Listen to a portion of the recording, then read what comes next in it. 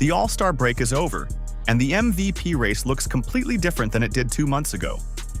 Injuries have reshuffled the deck, new contenders have emerged, and the gap between the top candidates has never been tighter.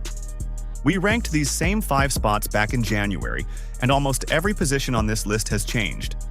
Here are the top 5 MVP candidates right now, heading into the final stretch of the season.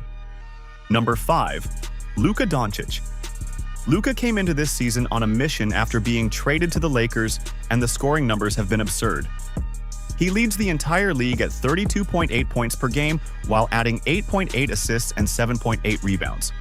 On pure production, nobody in the NBA is putting up a stat line like that. But here's why he drops from number 2 on our last list all the way down to 5. The Lakers are just 33-21, sitting 5th in the West with the 23rd ranked defense in the league. That's a bottom 7 defense being carried by one player's offense, and MVP voters notice that. Luka also leads the NBA in turnovers at 4.5 per game, and he picked up a left hamstring strain right before the break. That injury is the real problem. He can only miss 5 more games the rest of the season to hit the 65-game eligibility threshold. If that hamstring lingers through February and March, voters will have a hard time putting him at the top of any ballot no matter how ridiculous the per-game numbers look. The scoring title alone won't save an MVP case built on a mediocre team defense and shaky availability. Number 4. Jaylen Brown. This is the new name on the list, and he earned every bit of it. With Jason Tatum out recovering from his Achilles injury, Brown has turned into the undisputed engine of the Boston Celtics. He's averaging 29.3 points, 6.9 rebounds, and 4.7 assists per game while shooting 34.8% from 3. Every single one of those per-game numbers is a career high. Brown won Eastern Conference Player of the Month in January and has kept the Celtics at 35-19, good for second in the East. He's played 48 games this season, which means the availability argument that hurts other candidates actually works in his favor. The 2024 Finals MVP is proving he can carry a contender as the number 1 option, night after night. The knock? Boston's roster is still talented even without Tatum. Derek White and Anfernee Simons give him more help than most MVP candidates get. And it's fair to wonder how much of Boston's success is the system versus Brown individually. But if you're looking at who elevated their game the most compared to last season, Brown is the answer. If you're enjoying this breakdown, hit that like button so we can keep ranking these MVP races all season long. Number 3. Nikola Jokic. If the MVP was purely about who is the best basketball player on the planet, this conversation would be over. Jokic is averaging a triple-double with 28.7 points, 12.3 rebounds, and 10.7 assists per game. He leads the entire league in both rebounds and assists while shooting 59% from the field and 42% from 3. Those numbers are historically absurd, and no other player in the NBA is even close to that level of all-around production.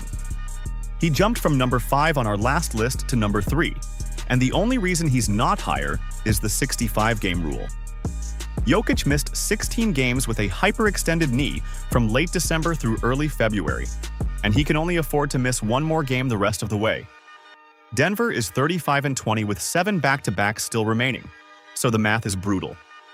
If he stays healthy and hits that 65-game threshold, there's a real case that he should be number 1 on this list. 3-time MVP, triple-double average, best efficiency in the league.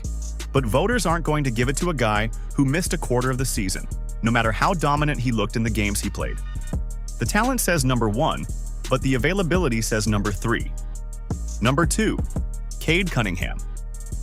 The biggest riser on this list, jumping from 3 to 2, and you could argue he deserves the top spot.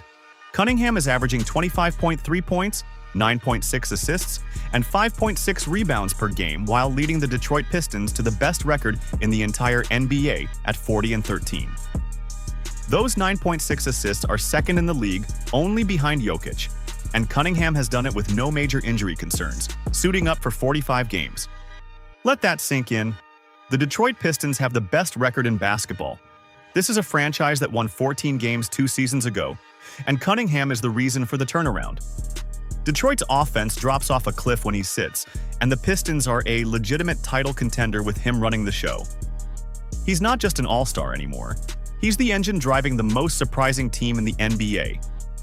The reason he's at 2 instead of 1 comes down to how voters historically weigh things. Cunningham's 25.3 points per game is the lowest scoring average among the top candidates, and the Pistons' supporting cast with Jaylen Duren and their improved defense deserves some credit too. But make no mistake, this is a top 2 MVP candidate who would win the award in most other seasons. Drop a comment and let me know, do you think Cade should be number 1? Number 1. Shai Gilgeous-Alexander. The reigning MVP isn't giving the trophy back without a fight. SGA is putting up 31.8 points, 6.4 assists, and 4.4 rebounds per game while shooting 55.4% from the field with a true shooting percentage of 66.7. The Oklahoma City Thunder sit at 42-14, the best record in the Western Conference, and he is the centerpiece of everything they do on both ends of the floor. In the latest ESPN straw poll of MVP voters, SGA received 57 first-place votes compared to 42 for Jokic. That commanding lead tells you where the media stands right now. He's also elite defensively, which separates him from almost everyone else on this list. Most MVP candidates give you offense. SGA gives you offense and defense at the highest level. The one concern is his abdominal strain that kept him out before the All-Star break, with a reevaluation coming after the break. If he comes back fully healthy and the Thunder keep rolling, this award is his to lose for the second straight year. The combination of team record, individual dominance, two-way impact, and voter momentum makes him the clear frontrunner heading into the final 2 months. The MVP race is far from over, though. One more injury, one hot stretch, or one team surge could flip this entire list upside down. If you want to stay locked in on how these rankings shift as we head toward the playoffs, make sure to subscribe so you don't miss our next breakdown.